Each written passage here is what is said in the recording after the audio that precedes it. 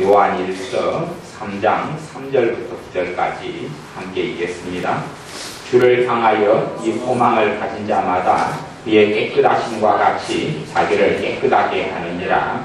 죄를 짓는 자마다 불법을 행하나니 죄는 불법이라. 그가 우리 죄를 없이 하려고 나타내신 바 된 것을 너희가 아나니 그에게는 죄가 없느니라.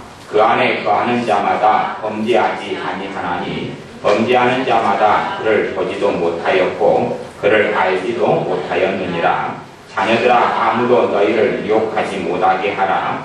의를 행하는 자는 그의 의로우심과 같이 의롭고 죄를 짓는 자는 마귀에게 속하나니 마귀는 처음부터 범죄함이니라. 하나님의 아들이 나타나신 것은 마귀의 일을 멸하려 하심이니라. 하나님께로서 난 자마다 죄를 짓지 아니하나니 이는 하나님의 씨가 그의 속에 거함이요 저도 범죄치 못하는 것은 하나님께로서 났습니다. 아멘. 오늘 성경의 말씀에 하나님께로서 난 자마다 범죄치 않는다라고 말씀합니다. 하나님께로서 난 자마다 죄를 전혀 짓지 않는다, 그런 이야기를 하는 것이 결코 아닙니다. 왜냐하면 요한 1장 말씀에는 1장 8절이나 10절 말씀에는 그렇게 나와 있습니다. 만일 우리가 죄 없다 하면 스스로 속이고, 신자들에게 하는 말씀입니다. 너희가 죄 없다고 하면 스스로 속이고 진리가 우리 속에 있지 아니할 것이요.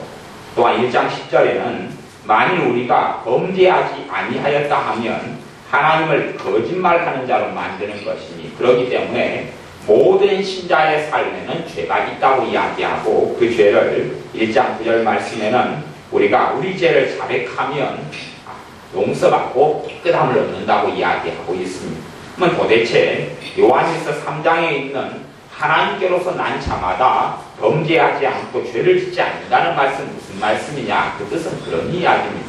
죄를 안 짓는다는 이야기가 아니라, 요 헬라어 원어를 보면 현재 진행형의 의미를 가지고 있는데, 현재 진행형이라는 것은 뭐냐 하면 하나님께로 난 자마다 계속하여 죄를 짓지 아니하나니 하는 말씀을 가지고 있습니다. 그래서 요한일서 3장 8절 같은 경우에는 9절이죠. 하나님께로서 난 자마다 계속해서 죄를 짓지 아니하나니. 우리 계속해서란 단어를 하나를 집어넣으면 좀 더 원어에 가까운 정확한 뜻이 되어집니다. 다시 이야기하면 내가 예수를 믿는다 하면서, 하나님을 섬긴다 하면서 어제 거짓말을 10개를 했습니다. 그리고 이제 내가 하나님의 자녀가 되어 사는데 오늘은 거짓말을 20개를 하고, 다음 달 또 어떤 날에는 거짓말을 100개를 하고, 또 다음에는 1000개를 하고, 이렇게 점점 많아져 가지 않는다. 그 사람은 하나님의 사람이 아니다. 아니기 때문에 그렇게 되어진다. 내가 원수가 한 해에, 내가 지금까지 원수가 가령 100명이 있어요. 내가 미워하는 사람, 내가 한을 가지고 있는 사람, 내가 원망하는 사람이 100명이 있어요. 그런데 내가 예수를 믿고 하나님께 돌아왔는데 내가 원망하고 미워하고 한을 가지고 있는 사람이 100명에서 110명, 해가 지나가면서 120명, 150명 이렇게 증가되면 그런 것이 아니다 하는 말씀입니다. 점점 원망이 풀리고, 한이 풀리고, 미움이 풀리고, 저주가 풀리고, 상처가 해결되고 풀려나고, 그리하여서 죄가 점점 경감되어져 가는 것, 이것을 신학적인 용어로 성화라고 이야기합니다. 성화. 예수님을 영접해서 거듭나는 것을 중생이다, 거듭남이다 이렇게 말씀하고, 그리고 예수님을 닮아가는 것을 성화. 성화는 거룩해져 가는 것. 무엇에서 거룩해져 갑니까? 죄에서 거룩해져 가는 것. 그렇기 때문에 신자가 예수님 영접하고 믿어도 삶 가운데 끊임없이 죄의 문제가 있습니다. 히브리서 말씀에는 너희가 죄와 싸우라고 말씀하면서, 왜 너희 죄와 싸우되 피 흘리기까지 너희가 싸우지 아니했다, 그렇게 말씀하고 있습니다. 오늘의 말씀의 제목은 죄를 깨닫는 것이 무엇보다 중요합니다 하는 말씀이 되겠습니다. 죄를 깨닫는 것이 무엇보다 중요합니다. 최근에 어떤 신앙 서적이 나온 책이 있는데 그 책의 핵심은 그런 내용입니다. 주님께서 말씀하신 복음서 가운데 있는 복음서의 핵심 중에 핵심이 산상수훈에 산상에서 하신 말씀이 있어요. 산상보훈이다, 산상수훈이다 그렇게 말씀하는 게 있습니다. 출발은 심령이 가난한 자는 복이 있나니 천국이 저릴 것입니다. 출발하면서 원수를 용서해라 그러고 또 원망될 만한 일이 있거든 제단에 전부를 놔두고 가서 사와하라고 이야기하고 그리고 눈으로 이렇게 벗어 음욕을 품어도 가능이다 그러고 이런 말씀들을 쭉 긴 장에 걸쳐서 말씀을 전하신 게 있는데 이것을 산상수훈, 산상보훈이라고 합니다. 근데 어떤 목사님, 유명한 목사님 쓰신 책 가운데 한 책에는 산상수훈을 우리 신자가 지킬 수 있느냐, 지킬 수 없느냐 의 문제 속에 이 목사님이 결론 내리기를 지킬 수 있다 결론 내리고 산상수훈을 지키는 삶을 통해서 직접 내가 실천해 보니까 산상수훈이 지켜지더라. 주님께서 하신 말씀은 지킬 수 없는 말씀을 한 게 아니고 지킬 수 있는 말씀을 한 것이다. 그러면서 산상수훈을 지켜가면서 하나님께 은혜 받은 간증들을 하고 있는 책이 있습니다. 산상수훈은 실제로는 마음의 문제를 다루고 있고 생각의 문제를 다루고 있습니다. 산상수훈이 과연 지켜지느냐 지켜지지 않느냐 하는 문제를 실상은 하나님의 말씀을 순종하고 지키려는 사람은 그 고민에 부딪히게 됩니다. 산상수훈은 실제로는 굉장히 어려운 말씀이기 때문에 그렇습니다. 과연 지킬 수 있느냐 지킬 수 없느냐 결론은 지킬 수 없다도 맞고 지킬 수 있다도 맞습니다. 왜 지킬 수 있다도 되고 지킬 수 없다도 되느냐 산상수훈에 이 친구에게나 형제에게 민난 놈, 멍청이, 바보 그렇게 이야기하면 너가 지옥불에 들어간다 그랬습니다. 그리고 또한 주님께서 너희가 무슨 무익한 말을 하든지 심판날에 심판을 받으리라 그랬습니다. 무익한 말은 쓸모없는 말이지. 우리가 무익한 말, 쓸모없는 말을 하고 삽니까? 안 하고 삽니까? 하고 살지. 하루에도 수십 번, 수백 번씩 무익한 말, 쓸모없는 말을 하고 살 겁니다. 그런 의미에서는 산상수훈을 시킬 수 없다가 맞는 것이에요. 남자들 치고 이쁜 여자가 아주 젊고 아름다운 여자가 그리고 몸을 아주 과도하게 드러내는데 굉장히 아름다운 여자라고 쳐요. 그냥 어떤 여자가 몸을 막 드러내는데 퉁퉁하고 그러면서 몸을 드러내면 우리가 보기에는 불쾌해지는데 굉장히 아름다운 미스 코리아보다 아름다운 여자가 몸을 드러내고 허벅지를 드러내면 남자의 시선이 전적으로 돌아갑니다. 그럼 주님께서는 그 사람에 대하여 간음했다라고 이야기하시게 되는 경우가 많습니다. 100%가 간음한 건 아니지만 꽤 많은 숫자가 간음한 죄를 짓게 되고 말 것입니다. 그런 의미에서 산상수훈을 지킬 수 없다는 것이 사실은 맞는 것이에요. 그러면 왜 지킬 수 있다가 되느냐? 산상수훈이나 주님의 복음서의 말씀을 통해 우리에게 전하고자 하는 핵심이 있기 때문에 그 핵심은 지킬 수 있느냐 없느냐의 문제 이전에 산상수훈의 말씀을 통해서 우리의 죄를 깨달으라고 하시는 말씀이기 때문에 그렇습니다. 먼저 죄를 깨달아야 합니다. 죄가 많으면 많을수록 지켜지지가 않습니다. 죄가 많으면 많을수록 그 말씀을 순종하고 지키는 게 가능한데 지키려면 회개를 해야 됩니다. 회개를 해야 죄가 없어지고 마귀 역사가 사라지고 그리고 말씀의 순종이 가능해지는 것입니다. 전에 우리 애들이 공깃돌을 한 적이 있다 그랬습니다. 공깃돌 게임을 하다가 공깃돌 하다가 죽었는데 내가 안 죽은 척 아이들이 장난을 몇 번 한 적이 있어요. 서로 즐겁게 해주려고 공깃돌을 하는데 죽었는데 안 죽은 척 이렇게 신용을 했어요.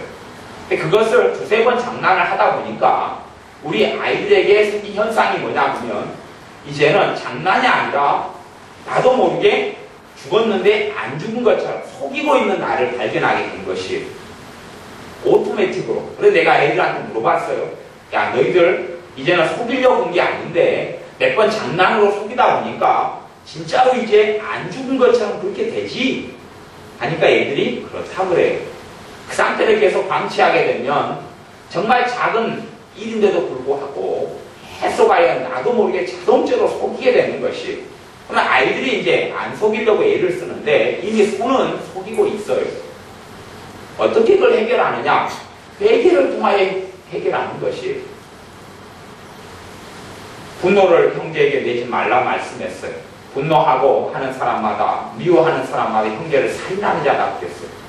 그러면 우리가 삶 가운데 별일을 당하는데 어찌 분노를 내지 않고 어떻게 미워하지 않을 수가 있느냐 말이에요. 그리고 내가 삶 속에서 상처를 겪고 또한 비참한 핍박과 억압과 멸시와 천대를 많이 당한 사람일수록 더 쉽게 상처받고 더 쉽게 미움과 증오와 원망이 생겨나고 맙니다.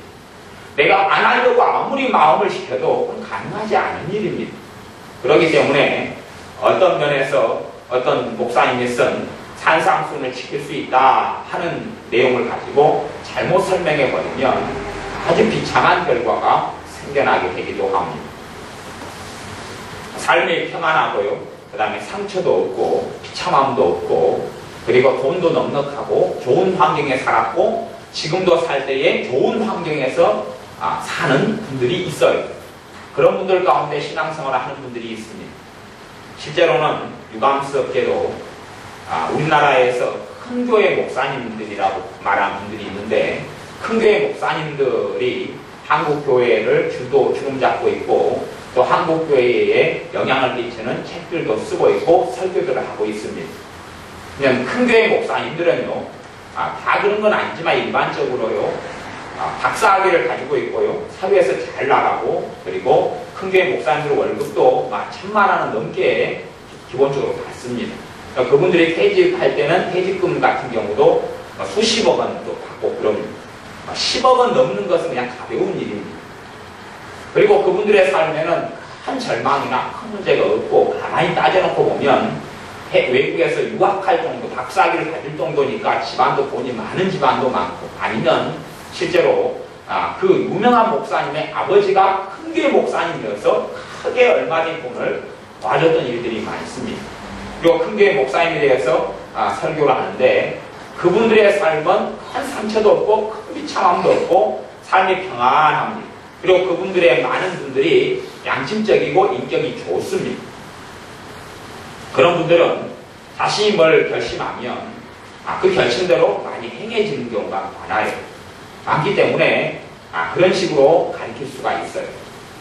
말씀대로 내가 지키려 하면 행해진다, 지켜진다. 그런 식으로 많이 가르칩니다. 왜냐하면 자기의 삶이 그렇게 평안하고 안정되고 돈에 대해서 궁핍하지도 않고 월급도 많이 받고 그리고 배운 것도 많고 사회에서 존경받고 이런 입장이기 때문에 하나님의 말씀에 대해서 자기 경험으로 이렇게 생각하고 봅니다.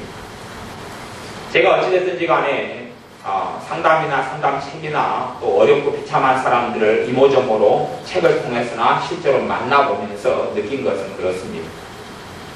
삶에 상처가 많고 억울함이 많고 한이 많고 비참함이 많을수록 자기의 마음을 자기가 어떻게 하지 못하고 자기의 생각을 자기가 어떻게 하지 못하고 자기의 감정을 자기가 어떻게 하지 못하는 것을 발견합니다. 상처가 많고 억울함이 많은 사람이 있어요. 그런 사람들은요, 마음을 지키지도 못하고 생각을 지키지도 못하고 내 행동을 내가 바꾸지도 못합니다. 그런 사람들의 입장에서 과연 산상수훈이나 주님의 말씀이 지켜지느냐 하는 것이지. 그런 일들을 사실은 잘 나가는 목사님들이나 아니면 가정이 아주 화목하고 좋은 분들, 큰 상처가 없고 비참함이 없는 분들은 그런 상황 속에 안 살아봤기 때문에 그런 것들을 이해를 하지 못합니다. 그래서 자기 경험으로 성경을 해석하는 경우가 참 많아요. 한국에도 인격이 참 좋은 분들이 청교도 운동을 하는 분들이 있습니다. 청교도 운동이라는 것이 참 좋은 것이긴 한데 그 운동의 핵심 속에는 너가 너의 잘못된 것을 고칠 수 있다. 너가 너의 잘못 살아온 인생과 삶을 너가 고칠 수 있다 하는 신학과 하는 사상이 굉장히 중심을 이루고 있습니다. 하지만 정말 비참함을 겪고 상처를 많이 당하고 어려움을 많이 당하고 학대를 많이 당하며 말로 닿을 수 없는 눈물을 많이 겪은 사람들은 삶 속에 수없이 많은 상처와 비참함이 들어오고 죄들이 많이 들어와서 알게 되어집니다. 내 힘으로 내 인생을 어떻게 하지 못하는구나. 내 힘으로 내 생각을 내가 어떻게 하지 못하는구나. 내 힘으로 내 마음을 어떻게 하지 못하는구나. 내 힘으로 내 안에 끊임없이 솟아나는 원망을 어떻게 처리하지 못하는구나 라고 알게 되어집니다. 하나님의 말씀을 들을 때에 잘못 듣는 사람과 잘 듣는 사람이 있습니다. 저는 하나님의 말씀을 전하면서 죄를 드러내는데 한 사람은 변호하시는 주님 밑에서 말씀을 들으면서 주님께서 변호하시고 대제사장 주님께서 죄를 듣고 깨달을 때에 씻어주는 사람이 있고, 한 사람은 죄를 드러내고 말씀을 들을 때에 내가 재판관의 자리에 앉아서 나에게 내가 망치를 부리는 사람이 있습니다. 땅 유죄, 땅 감옥 10년, 징역 20년 망치를 부리는 사람이 있습니다. 그런 사람은 자기의 의, 자기의 행함을 의지하여 하나님께 서려는 사람이기 때문에 말씀을 잘못 듣는 사람이 됩니다. 성경을 읽으면서도 두 종류의 사람이 있을 수 있습니다. 물론 더 많은 종류의 사람이 있습니다. 근데 바르게 가는 사람 가운데서도 하나님의 말씀을 읽으면서 끊임없이 내가 지키지 못하는 말씀에 있어서 자신을 정죄하는 사람이 있습니다. 산상수훈처럼 정말 마음과 생각을 다루는 문제처럼 염려하지 말라. 왜 염려하느냐? 하나님을 믿으라. 왜 믿지 않느냐? 하는 말씀들을 접하면서 내가 앞으로 더 믿어야지 결심하기도 하고, 내가 염려를 왜 하고 살았을까? 염려하지 말아야지 결심하기도 합니다. 그리고 염려한 나 자신을 정죄를 합니다. 하나님 말씀을 많이 읽고 들으라는 말씀을 듣고 읽고 배운다면, 그러면서 내가 나를 정죄하는 사람이 있습니다.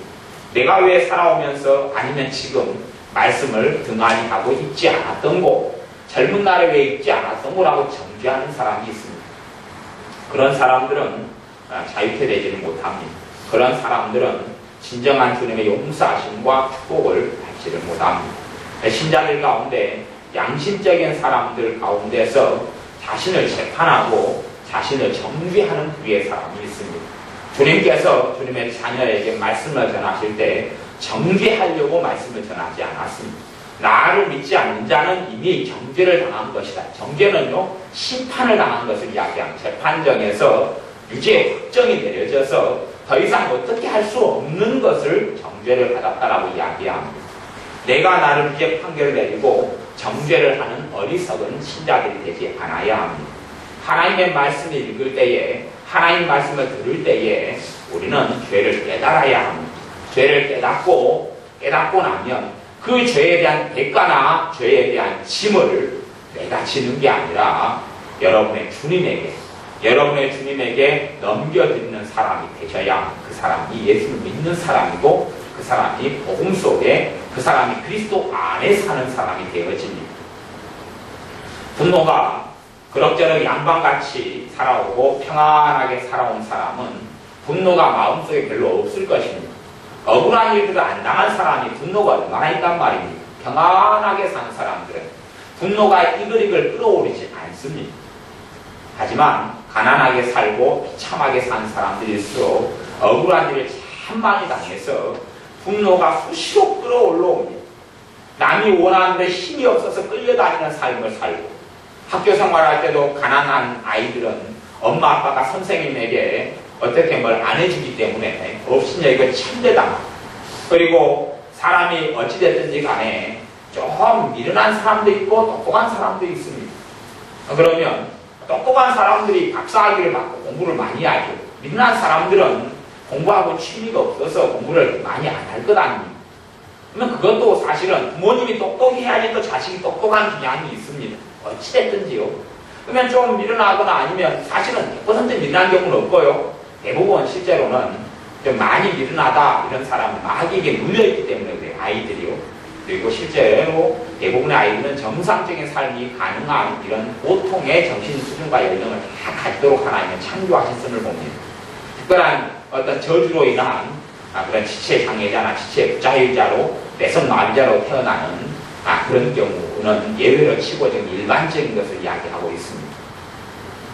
그러면 좀 미련해요. 어쨌든 그런 미련하게 살아오면 학교에서나 선생님에게나 공부 못한다고 미련하다고 천대를 받고 멸시를 당합니다.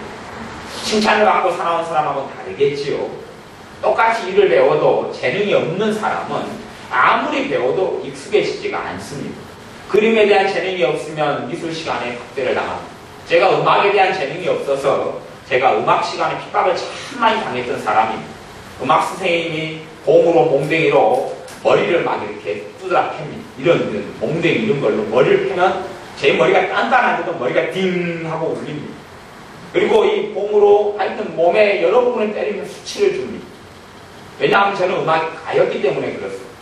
피아노 건반을 울리면서 미 하면 저는 도 그러고 솔 그러면 파 그러고 빵점 나오니까 단소를 볼 때도 단소도 빵점.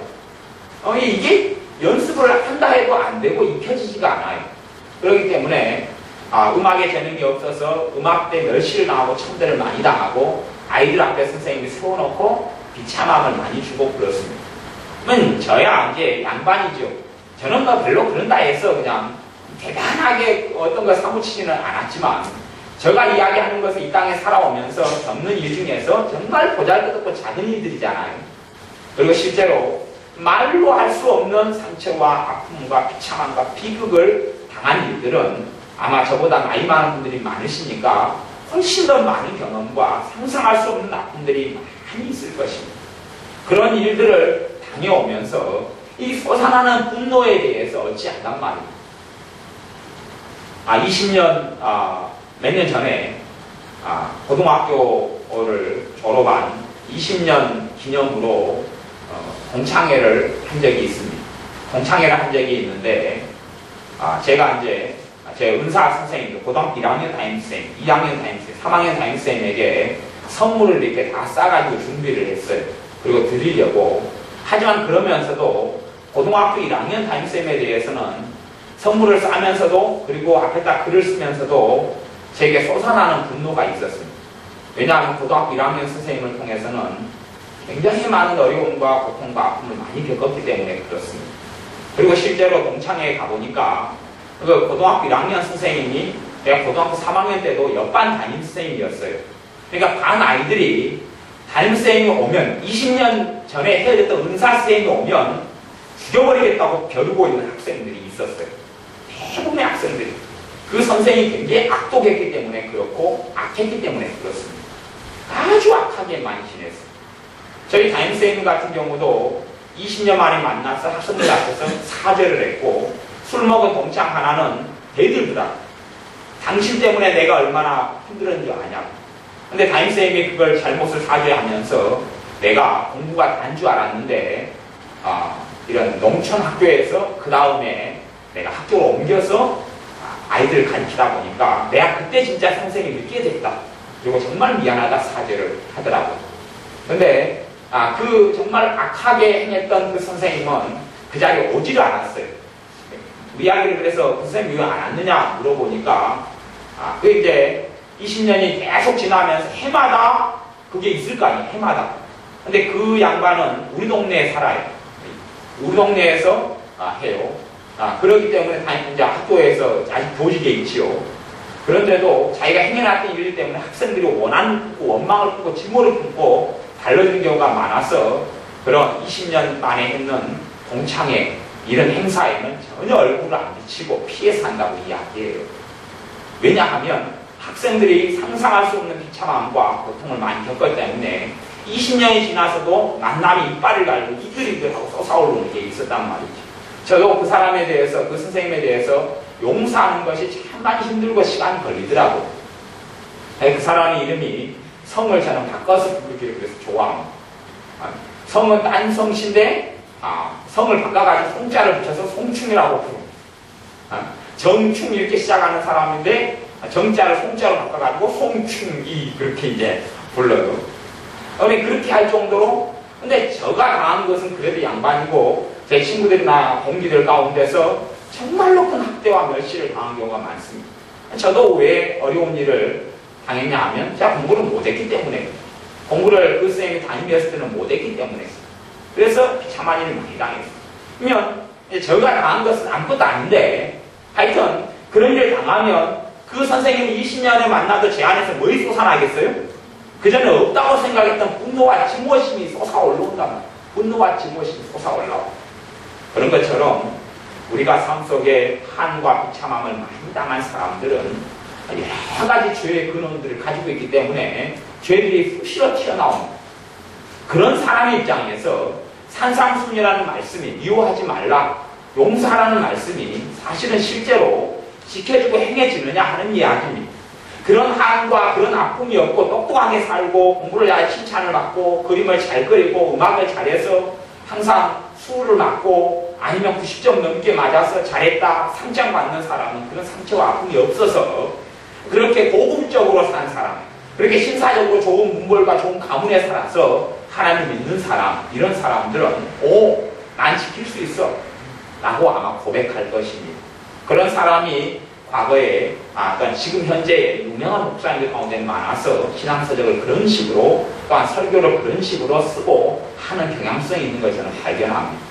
하지만 최소한 자기 문제는 아니어도 상처 때문에 비참했던 과거 인생 때문에 우울함이 끊임없이 솟아나고 절망이 끊임없이 솟아나는 사람들을 접하고 많이 만났더라면 그 사람 힘으로 어찌할 수 없는 것들을 발견했더라면 또한 마귀의 역사로 인해서 마귀의 물림으로 인해서 끊임없이 번뇌와 고통과 고민 속에 또한 절망 속에 살아가는 것을 목정하고 체험했더라면 내가 지킬 수 있다, 내 힘으로 지킬 수 있다는 소리는 안 했을 것이고 그걸 내가 지킬 수 있다, 내 힘으로 지킬 수 있다는 소리는 안 했을 것이고 그걸 통해서 많은 사람들을 오히려 비참함과 절망 속 아니면 잘못된 가르침을 통해서 내가 지켜보려 하는데 그런 위험, 상처도 별로 없고 잘 먹고 잘 살고 많은 걸 가진 사람, 다 잘 되는 사람, 그런 신자들은, 그런 몇 명 극소수들은 오 그래 맞아 지킬 수 있구나 하고 대답하겠지만 대다수의 신자들, 성도들은 지킬 수 없다는 이야기죠. 그리고 오히려 정죄받고 비참함을 겪지는 않았을 터인데 잘못된 오도된 가르침도 있다는 것을 우리가 알아야 됩니다. 그런 의미에 실제로 주님의 말씀은 우리가 지킬 수 없다는 것을 전제로 깨달으셔야 합니다. 그러나 지킬 수 없게 되느냐? 아니요. 그 죄를 회개하면 할수록 말씀이 지켜집니다. 이것이 주님께서 하신 내 짐은 쉽고 가볍다. 주님의 말씀은 사도 요한이 어려운 것이 아니로다, 무거운 것이 아니로다 했던 말씀의 뜻이 되어집니다. 주님의 십자가를 통하여 회개하면 분노를 내가 회개하면 분노가 약해져가기 시작하고 사라져가기 시작합니다. 내가 한이 내 안에 가득 찼다고 생각하고 한하고 나하고 짬뽕이 돼가지고 섞여있다고 착각하지만 내가 한을 주님께 드리고 한을 회개하면서 드리고 나면 한이 없어져 버려요. 한이 없어져 버린단 말입니다. 사라져버리기 시작하는 나를 발견합니다. 근심을 30년간 해오고 살아왔던 분이면 근심하지 말라는 말씀을 지킬 수가 없습니다. 그럼 지키는 게 불가능해요. 지킬 수가 없어요. 제가 도둑질을 여러 번 해봤더니 어느새 나도 모르게 도둑질하고 있는 나를 발견했다고 제가 이야기했습니다. 이제 제 힘으로 끊을 수 없는 지경에 처하게 되는 것이에요. 근심을 30년 동안 끊임없이 해온 사람이 어떻게 자기의 결심과 결단으로 근심을 끊을 수 있단 말입니까? 이걸 상담이나 심리학적인 단어로 제가 만들어서 이야기하자면 근심 중독이다 이렇게 말할 수가 있어요. 마약 중독이 되어버리면 기관이나 사람의 힘이나 약물로도 치료가 안 됩니다. 우울증이 만성적인 우울증이 찾아오면 약물로 치료가 안 되는 것이에요. 근심도 중독, 분노도 중독, 분노가 계속하여 폭발하는 삶 가운데 살아오는 사람은 분노가 조절되거나 컨트롤되지가 않습니다. 그렇게 되는 것처럼 보일지 몰라도 어느 때가 되면 터져나오고 마는 것입니다. 어떻게 이것을 처리합니까? 죄를 깨달아서 처리하는 것입니다. 신자들이 죄를 깨닫지 못하는 사람들이 많습니다. 근데 근원적으로요, 어떤 사람들이 구원을 받고 어떤 사람이 천국에 가느냐 하면 죄인이 천국 갑니다. 어떠한 죄인요? 죄를 깨달아서 주님에게 나오는 사람. 죄를 내가 깨닫고 내 힘으로 죄를 어떻게 할 수 없어서 예수님께 나와서 예수님을 믿고 예수님을 통하여 죄짐을 다 넘겨주는 사람, 그 사람이 구원을 받습니다. 그런데 교회를 나오고 신앙생활을 해도 내가 죄인 줄 깨닫지 못하는 사람, 그리고 그 죄의 짐을 주님께 넘겨드리지 못하는 사람은 구원을 받지 못합니다. 사람이 생각합니다. 똑바로 살아야지 구원을 받지. 결과는 그렇게 될지 몰라도 실제로는 그렇지 않습니다. 죄인임을 깨닫지 못하는 사람은 예수님의 필요 없는 사람이고 구원받지 못하는 사람입니다. 처음에 신앙생활 시작할 때는 몸이 아파서 또한 돈 문제 때문에, 자식 문제 때문에 얼마든지 시작할 수 있습니다. 하지만 돈 문제 때문에 하나님께 기도해서 돈 문제를 하나님 도와주고, 건강 문제 때문에 하나님께 나와서 건강을 치료해 주실 수 있어도 그걸로 구원받지는 못합니다. 하지만 어떻게 구원을 받고 천국을 유업으로 받고 또 하나님의 아들, 딸이 되느냐 하면 죄를 깨달아서 내가 내 힘으로는 어떻게 할 수 없다는 것을 알고 주님을 의지하고 십자가 밑에 나오는 사람은 누구나 다 구원을 받습니다. 그것이 중생이고 거듭남이고 또한 구원을 받는 것입니다. 성화되는 것은 내가 죄를 깨닫고 그리고 예수님께 죄를 넘겨드리면 넘겨드릴수록 내게 변화가 일어나는 것입니다. 산상순의 말씀을 읽을 때에 그 말씀과 내 삶이 다르면 다를수록 다른 말씀에 있어서는 내가 회개를 많이 해야 될 것입니다. 회개를 하면 할수록 죄가 깨끗해지고 그 말씀이 지켜져 가기 시작하는 것입니다. 지켜지기가 너무 쉬워져요. 분노가 목까지 차 있다가 분노를 회개하면 할수록 분노가 사그러져 가요. 분노가 죄의 줄을 깨닫고 알고 주님께 드리면, 실제로 아이들을 회개기도를 시켜보면 상반된 결과를 봅니다. 마찬가지로 여러분들에게도 제가 다른 결과들을 많이 보기도 합니다. 억압이나 압제에 당한 것을 대해서 그 부분에 대해서 회개하고 그 부분을 처리하면 삶 속에 억압이나 압제당하는 환경과 삶이 적어지고 사라지고 없어지고 내가 내 안에 주눅 들고 내 안에 고통 그리고 짓눌리는 것이 사라져간다고 이야기했습니다. 그것을 듣고 난 다음에 우리가 순종하는 마음으로 억압한 것을 회개합니다. 억압한 피해자로 산 것을 회개합니다. 억압을, 압박을 내 안에 받아들인 것을 회개합니다. 그리고 내가 또 억압을 받은 피해자로서 가해자가 되어서 억압하는 자로 산 것을 회개합니다. 이렇게 이제 해보셨을 겁니다. 그런데 어떤 사람은 열매가 나타나고 어떤 사람은 안 나타나는 사람이 있습니다. 안 나타나는 사람은 그것이 죄인 줄을 깨닫지 못하기 때문에 그렇습니다. 생각을 많이 하는 사람들의 큰 무서운 안 좋은 문제가 있는데, 생각을 많이 하는 사람들은 말씀을 들으면 말씀이 머리로 들어가 버립니다. 그래서 머리에 지식화가 되어지고 깨닫는 것은 마음으로 되는 건데 머리에 생각으로 정보로 들어가 버립니다. 그리고 머리에서 깨달으려 하는데 머리의 문제가 아니고 마음의 문제입니다. 깨닫는 것도 마음이고 믿는 것도 마음에서 믿는 겁니다.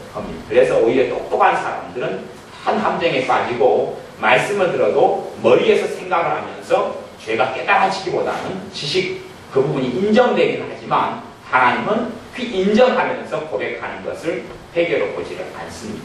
마음에서 깨닫는 것을 회개로 보는데 마음으로 깨닫는 사람이 깨닫지 못하는 사람이 있습니다. 마음으로 깨달으려면 어떤 죄에 대한 형태가 삶이 실제로 삶 속에서 드러나야 합니다. 하나님께 어떤 죄다 하는 말씀을 알게 되어지면 우리가 그걸 가지고 기도를 해야 돼요. 엊그저께 우리 정사님이 그렇게 이야기하지 않았습니까? 교회 카페 댓글에 달기를 우리미 주원이에게 그랬다 그랬잖아요. 우리만 주원아 너희들 빨리 밥 안 먹으면 이마트 안 내려간다. 그렇게 했더니 사모님이 그걸 들은 다음에 당신 이렇게 애들 협박하면 된가? 당신 억압하는 죄를 짓고 있어. 그러잖아요. 그러면서 그것을 이제 회개한다고 여러분들이 댓글을 달으셨어요. 그런 구체적인 상황 속에서 회개가 되어져야 한다는 이야기를 하는 것입니다. 단순하게 두리뭉실하게 여러분이요 누구를 미워하는데 주님 미워하는 사람이 여러분에게 10명이 있습니다. 그래서 여러분이 살인죄를 끊임없이 짓고 있습니다. 그런데 주님 구체적으로 안 하고 주님 내가 미워한 죄를 회개합니다. 그걸 1000번, 10,000번 해도 해결 안 됩니다. 구체적으로 미워한 사람에 대해서 미워한 그에 대해서 회개를 해야지요. 그러니까 억압당한 것을 회개합니다. 억압받은 걸 회개합니다. 아무리 해봐야 실제의 상황과 일 속에 들어가야지. 그 부분에서 죄를 깨달아야지. 엄마 원망이 여러분의 삶 속에 많이 있는데 죄를 깨닫지를 못하고, 원망이 죄라는 건 깨닫고 알아도 인정해도 구체적인 삶 속에 내가 어떻게 원망의 죄를 지었는지를 하나님께 인정을 하지 않고, 야 하나님 내가 한 20년간 한 10년간 원망하고 산 것 같습니다. 원망 내가 하고 살았던 것을 인정합니다. 원망했습니다. 용서해 주세요. 회개합니다. 그렇게 해서 전혀 해결되지 않는다는 이야기입니다. 죄는 구체적인 상황 속에 내가 지은 죄를 해결을 해야 됩니다. 구체적인 일들 속에 지은 죄를 해결을 해야지 이것이 풀려나고 그리고 사라져가는 것입니다. 여러분이 회개를 정확히 잘하는 사람들은 열매를 보고 알 수가 있습니다. 열매가 여러분의 행동이 고쳐지고 마음이 고쳐지고 생각이 고쳐지고 감정이 여러분의 말을 듣기 시작합니다. 야 분노야 참자 참아져 간다는 이야기죠. 작아지니까 너무 큰 것이면 내 말을 안 들을 것 아닙니까? 근데 줄어들어가니까 내 말을 듣기 시작하는 것입니다. 여러분이 분노를 구체적인 상황 속에 죄로 깨닫고 알고 왜 죄가 됩니까? 하나님께서 하지 말라는 걸 했으면 죄가 되고 하나님이 하라는 걸 안 했으면 죄가 된단 말이죠. 하나님의 법이 있어요. 하나님의 법. 하나님의 법은 이 말씀입니다. 세상의 법은 법전이 있고 헌법이 있습니다. 그 법을 어기면 죄가 돼서 벌금도 나오고 감옥도 들어갑니다. 하나님의 법이 있어요. 하나님의 법을 어기면 마귀가 역사합니다. 죄의 권능은 율법을 통해서 마귀가 공격하고 역사하는 것이에요. 그 죄를 회개하면 주님께서 무죄로 만들어줍니다. 여러분이 분노를 가지고 회개를 하면 분노가 사라져가요. 그렇기 때문에 분노를 회개할 때 되면 실제적인 상황과 일 속에서 죄를 깨닫고 하셔야 됩니다. 오늘 읽었던 요한일서 3장 8절 말씀을 제가 읽어보겠습니다. 죄를 짓는 자는 거기에서 계속하여 그 말을 집어넣으면 맞다 그랬지요. 계속하여 끊임없이 죄를 짓는 자는 마귀에게 속하나니 하는 이야기. 끊임없이 미워하고 예수를 믿었는데 끊임없이 근심하고 더 많이 근심하고 살고 더 많이 두려워하고 살고 더 많이 절망하고 살고 더 많이 죽고 싶어서 살고 하는 사람, 더 끊임없이 더 많이 줄어들가기보다 더 많이 그 마귀에게 속했다. 주님의 자녀가 아니다라고 성경이 밝히고 있고요. 대부분 우리들은 안 그럴 줄로 믿습니다. 끊임없이 계속하여 죄를 짓는 자는 마귀에게 속하나니 마귀는 처음부터 범죄함이니라. 하나님의 아들이 나타나신 것은 마귀의 일을 멸하려 하심이니라. 마귀의 일이 무엇입니까? 죄지. 앞에 지금 이야기했잖아. 죄를 짓는 것. 마귀의 일이 죄를 짓게 하는 것이거든. 마귀의 일이 죄를 짓게 해서 지옥으로 보내는 게 마귀의 일입니다. 이 마귀의 일, 다시 이야기하면 죄 짓는 것을 안 하게 하려고 주님께서 오신 것입니다. 우리의 삶 속에 주님께서 죄를 짓지 않게 하시려고 이 땅에 오셨고 죄 문제를 해결하려고 주님께서 오셨습니다. 마귀를 해결하려 오신 게 아니에요. 죄를 해결하려, 우리의 죄를 해결하려고 오셨습니다.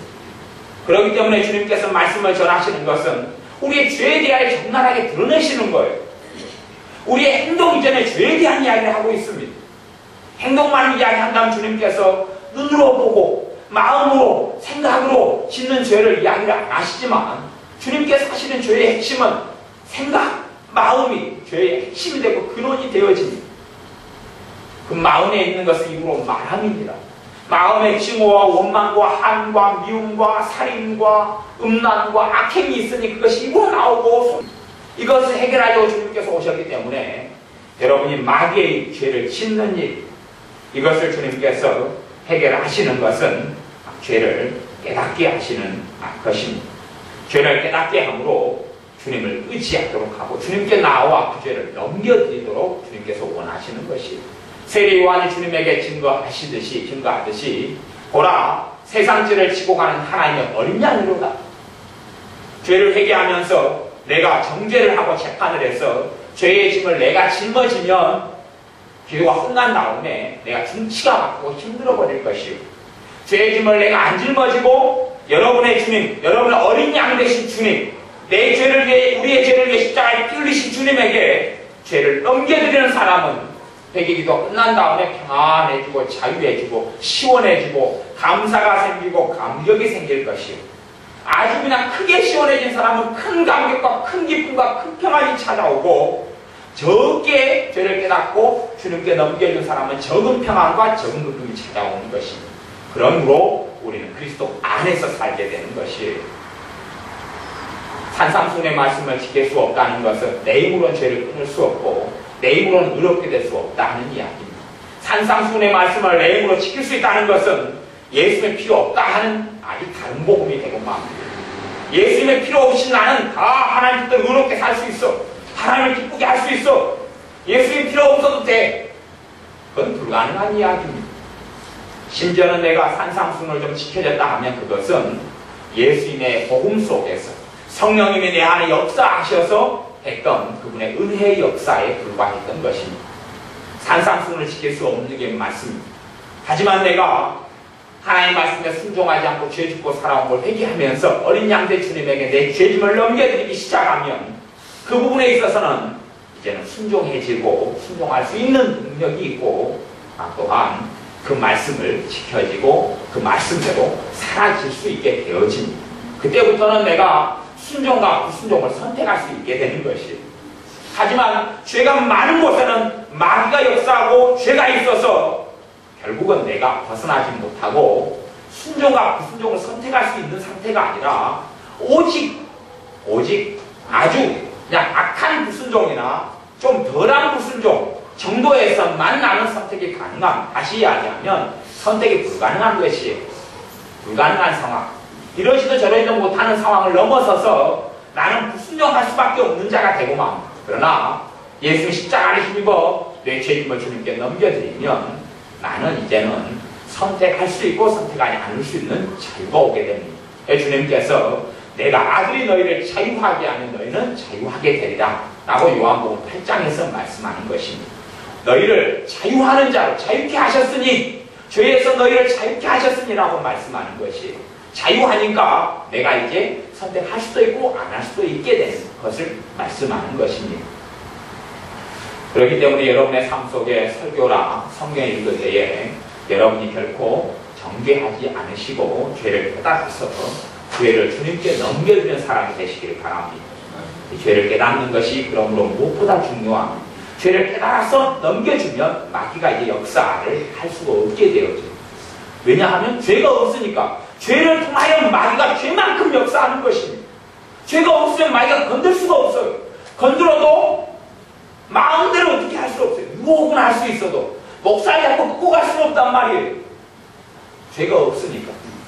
죄가 없어지면 여러분의 삶 속에 환난과 눈물이 사라져가기 시작합니다. 마귀로부터는 환난들은 사라져가요. 주님을 위하여 내가 순종해서 주님을 영광스럽게 하기 위하여 내 영광이 멸류관으로 없는 환난과 고난은 내가 주님을 위하여 십자가를 지고 겪을 수도 있지만 마귀가 주는 환난과 고통이 우리의 인생의 환난 속에 10개면 9개가 넘습니다. 그것들은 사라져가기 시작하는 것이 주님을 위한 환난과 핍박은 그것은 우리가 짊어져야 할 것이지만 마귀가 우리의 죄를 통해서 공격하고 역사에서 겪는 하나님이 원치 않는 그런 것들은 사라지고 마는 것입니다. 하나님께서 원치 않는 게 질병이기 때문에 너희들은 가서 병든 자에게 손을 얹어서 고쳐라 라고 말씀하고 마귀 역사를 통하여 세상 사람들, 신자들이 끊임없이 고통당하기 때문에 너희는 내 이름으로 귀신을 쫓아내라라고 말씀하는 것입니다. 하지만 마귀가 쫓겨나갈 때도 회개되지 않으면 쫓겨나가지가 않아요. 죄가 있으면 마귀를 쫓아내도 쫓아낸 사람들이 월권이 되어서 쫓아낸 축사사역자를 마귀는 쳐서 공격해버리고 맙니다. 죄가 있는데 마귀는 합법이기 때문에 그래요. 죄가 있으면 죄로 인하여 마귀는 하나님의 백성을 참수하고 마음껏 공격할 수 있어요. 여러분의 삶 속에 말씀을 들으면서 죄가 깨달아지는 것을 회개를 하고 주님께 넘겨드리는 게 회개예요. 주님께 넘겨드리는 게 회개예요. 내가 죄짐을 짊어지고 스스로 내 행동을 고쳐서 스스로 성화되고 스스로 의롭게 되는 게 아니에요. 성경에 본전서에 나와 있기를 주 예수 그리스도 주님은 우리의 지혜가 되시고 우리의 의로움이 되시고 우리의 거룩함이 되신다고 했어요. 주님께서 우리의 거룩함이 되시지, 거룩함은 다시 이야기하면 깨끗함, 성화. 어떻게 내가 나를 성화시키고 내가 나를 거룩하게 만들 수 있느냐 하는지 가능하지 않습니다. 여러분이 죄가 말씀을 통하여 깨달아지면서 정죄하지 마시고 정죄받지 마시고 마귀의 참소를 받지 마시고 죄를 참소를 받고 정죄를 받는 것은 마귀가 깨닫게 하는 게 있어요. 마귀가. 성령님이 죄를 깨닫게 하시는 것은 자유케 되고, 마귀가 깨닫게 되는 것은 무거운 정죄와 짐 속에 들어가고 마는 것이에요. 여러분은 마귀가 깨닫게 하는 걸 받지 말아야 됩니다. 마귀가 깨닫는 건 잘 받고 성령님 깨닫게 하시고 말씀을 통하여 내가 죄를 깨달으려 하면 성령님이 죄를 깨닫도록 역사해 주셔요. 내가 하나님 말씀대로 죄를 깨달으려 하면 역사해 주시고 나는 자유케 되기 시작합니다. 오, 주님께서 이걸 죄라고 그랬구나. 그걸 내 죄를 주님께 드려야지. 여러분의 인생에 살아온 죄들을 여러분이 대가를 치른다면 여러분은 결코 하나님께 설 수도 없고 구원받을 수도 없습니다. 어리석은 세리들과 죄인들, 창기들을 주님께서 먼저 부르셨고 그들이 먼저 하나님 나라에 들어갔다고 주님이 이야기합니다. 어떻게 창기들이나 가장 악하게 사는 매국노들인 세리들이 어떻게 천국에 먼저 들어갔습니까? 그들은 죄를 자신들이 감당할 수 없는 극악한 죄인 것을 알았기 때문에 그렇습니다. 그러나 바리새인 서기관들은 천국에 대부분이 들어가지 못하고 하나님의 진노의 잔을 마시고 지금은 지옥에 있습니다. 왜 바리새인 서기관들, 당시에 잘 나가는 사람들, 당시에 돈을 가진 사람들, 명예와 명성을 가진 사람들은 지금 지옥에 들어가 있단 말입니다. 그들이 지옥에 들어간 이유는 그렇습니다. 자신들이 죄가 없다고 생각했기 때문에 그렇습니다. 주님께서 그래서 말씀합니다. 너희가 죄 없다 하니 너희에게 죄가 그대로 있도다. 나는 의인을 부르러 온 게 아니라 죄인을 부르러 왔노라. 바리새인 서기관들이라는 잘 나가는 당대의 지도자들은 자신들의 죄를 깨닫지를 못했습니다. 하지만 창기로 살아온 사람은 말씀을 듣기 이전에 자기가 죄인 줄 알았습니다. 세리로 살아와서 남의 돈을 훔치고 남을 학대하고 비참하게 만들면서 살아왔던 사람들은 자기의 못된 짓을 알기 때문에 주님께 나올 때에 죄를 끌어안고 나와서 주님께 죄짐을 맡게 되었습니다. 그렇기 때문에 당시의 사람들이 가장 손가락질했던 사람들, 사마리아 여인 같은 남편을 5명째 바꾸고 6번째 남자하고 살고 있던 그 사마리아 여인 같은 여자도 주님을 만나서 구원의 감격 속에 살았습니다. 죄를 깨닫고 아는 사람들, 주님께 넘겨드려서 구원을 받고, 내가 심사적으로 나 정도면 괜찮아, 내가 크게 남의 돈을 도둑질했느냐, 강도했느냐, 내가 뭐 대단한 잘못이 있어? 이러고 신앙생활 하는 사람들 구원을 받지 못해요. 나는 죄인이 아니야. 사도 바울은 그렇게 고백했습니다. 내가 죄인 중에 괴수로다. 사도 바울이 하나님을 섬기면 섬길수록 얼마나 내 삶 속에 죄가 있는지를 깨닫고 알게 됐습니다. 여러분은 아셔야 됩니다. 죄라는 것이 세상 법에서 정하고 이야기하는 것을 죄라고 생각하면 착각입니다. 그것은 죄가 될 수 있지만 하나님께서 말씀하신 죄는 그것보다 그보다 전혀 다른 이야기입니다. 하나님을 섬기지 않은 죄, 가장 큰 죄가 됩니다. 하나님을 섬겨오지 않은 인생이 많았다면 원치 그게 죄가 아니란 말입니다. 우상숭배 가장 극악한 죄에 속합니다. 제사 지내고 점하고 사지 관상 보고 하나님이 진노하신다고 그랬어요. 근데 그런 부분을 여러분은 정죄하기 하는 이야기가 아니에요. 누가 제 아버지는 제사를 안 지냈단 말입니까? 저는 또 어릴 때 제 아버지 돌아가실 때 그이다 절을 제가 안 했다는 이야기입니까? 저도 다 아버지 돌아가실 때 아버지 친구가 절하라 절하고 그래서 우상숭배 한 사람이에요. 다 그렇게 우리가 살아. 우리 할아버지 할머니 다 우상숭배의 가문과 족속 속에 살아왔어요. 정죄하는 이야기가 아니라 여러분의 죄짐을 주님께 드리라는 이야기예요. 왜 자유케 될 수 있는데 죄에서 자유케 되어서 마귀 역사하지 않고 저주가 역사하지 않고 하나님의 은혜와 성령님께서 함께 하셔서 우리와 동행하실 수가 있는데 죄짐을 지고 있는 것만큼은 죄만큼 마귀가 역사하고 주님은 함께 하실 수가 없는 것입니다. 미움과 증오를 주님께 드리십시오. 구체적인 생활 속에서 미움과 증오를 주님께 드려서 그 미움과 증오가 사라지고 자유케 하신 주님을 체험하십시오. 한과 원망과 온갖 생각을 많은 것은 죄입니다. 세상 법률로는 생각이 많은 걸 죄라고 정의하지 않아요.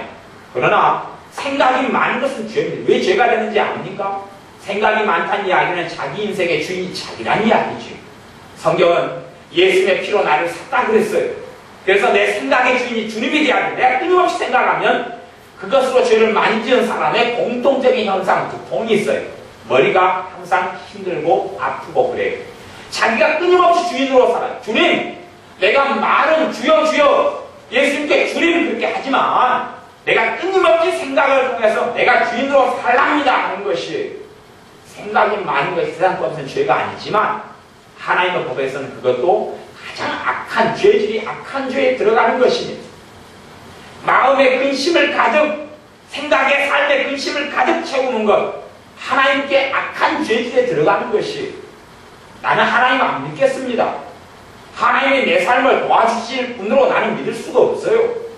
성경에 하나님은 도와준다 했는데 참새 한 마리도 하나님 허락자는 떨어지지 않는다. 하물며 너희일까 보냐 믿음이 적은 자들아 하나님이 너를 입히고 먹인다 말씀했는데 이 하나님의 말씀을 나는 거짓말로 압니다 하는 것이 근심이란 말이에요. 그것이 왜 죄가 되지 않습니까? 하나님을 부정하는 죄인데 근심을 세상 법에서는 절대 죄라고 안 합니다. 하지만 하나님은 그건 정말 큰 불신앙이야 라고 말씀하시는 것입니다. 그렇기 때문에 세상 도덕과 윤리로 죄의 개념을 생각하는 사람들은 구원받지 못합니다. 왜냐하면 죄를 모르기 때문에 그렇지. 죄를 모르는데 왜 메시아, 내 죄를 짊어지는 주님이 필요하단 말입니다. 그런 사람은 종교인이고 구원받지 못하는 사람입니다. 그러나 내가 죄인임을 깨달아도 죄짐을 내가 짊어져서 끊임없이 자기를 촉책하고 정죄하는 사람도 구원받지 못합니다. 왜냐하면 내가 나를 구원시킬 수 없기 때문에 그렇습니다. 하지만 죄인임을 깨닫고 내 힘으로 죄를 해결할 수 없어서 예수님이 아니면 안 된다고 믿는 사람은 구원받습니다. 왜냐하면 예수님께 죄를 넘겨줄 거기 때문에 그렇고 주님께서 내가 내 죄를 인하여 치러야 될 대가를 주님께서 십자가에서 다 치르셨으니 진리이기 때문에 그렇습니다. 그러니 여러분이 죄를 깨닫는 사람이 복음 속에 들어오고 죄를 깨닫는 사람이 깨닫고 주님께 넘겨지는 사람이 구원을 받고 또한 여러분의 삶 속에서도 복음의 능력이 나타나는 것은 말씀을 통하여 죄를 깨닫고 그리고 죄짐을 넘겨드리는 회개를 하는 사람이 자유케 하심을 누리고 복음의 감격 속에 마귀역사가 떠나고 저주가 떠나고 하나님의 은혜와 도우심과 축복이 나타나서 마음과 생각이 지켜지고 감정이 지켜지고 삶 속에 하나님의 말씀대로 순종하기가 쉬워지는 그러한 은혜를 받게 될 줄로 믿습니다. 기도하겠습니다. 아버지 하나님, 하나님의 자녀들이 죄를 깨닫도록 말씀을 통하여 설교를 통하여 죄를 깨달아서 죄를 내 힘으로 짊어지고 해결하려는 어리석은 자녀들이 아니라 주님께 넘겨드려서 깨끗게 됨을 얻으며 사함을 얻게 하여 주옵소서.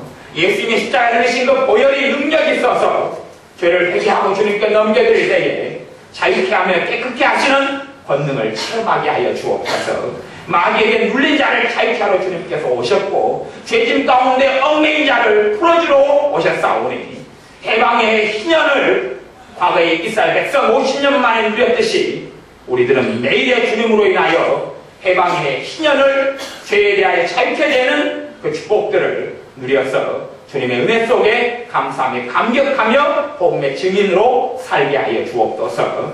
예수님의 이름으로 기도하옵나이다. 아멘.